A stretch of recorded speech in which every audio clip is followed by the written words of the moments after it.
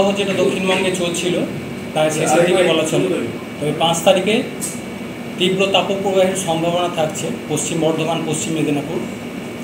তাপপ্রবাহের সম্ভাবনা থাকছে পূর্ব বর্ধমান, বীরভূম, ঝাড়গ্রাম, বাঁকুড়া এই জেলাগুলি। 6 থেকে 8 তারিখের মধ্যে তাপমাত্রা অনেকটাই কমবে, প্রায় 4 থেকে 6 ডিগ্রি মতো তাপমাত্রা কমার সম্ভাবনা রয়েছে। ধীরে ধীরে কমে বেশিরভাগ জায়গাতে স্বাভাবিকের কাছাকাছি চলে আসবে বা স্বাভাবিকের নিচেও তাপমাত্রা নেমে আসার সম্ভাবনা রয়েছে। বৃষ্টিপাতের সম্ভাবনা 5 তারিখে মেনলি লোকালাইজড 2-1 জায়গায় সম্ভাবনা রয়েছে।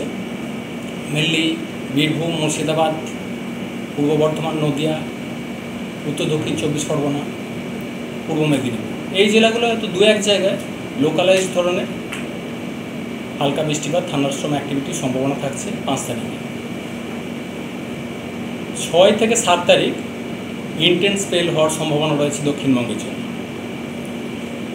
6 থেকে 7 তারিখের মধ্যে বজ্রবিদ্যুৎ সহ বৃষ্টিপাতের সম্ভাবনা, সাথে দমকা ঝোড়ো হাওয়া, কোথাও কোথাও কালবৈশাখীর সম্ভাবনা থাকছে। এর জন্য 5 তারিখ থেকেই বৃষ্টিপাতের সম্ভাবনা বাড়ছে। মেনলি জলপাইগুড়ি, কোচবিহার, আলিপুরদুয়ার এই সাইডটায় 5 তারিখে ইন্টেন্সিটি কিছুটা বেশি থাকার সম্ভাবনা, দমকা হাওয়া থাকার সম্ভাবনা রয়েছে 50 থেকে 60 কিলোমিটার প্রতি ঘন্টায় 2-1 জায়গায়।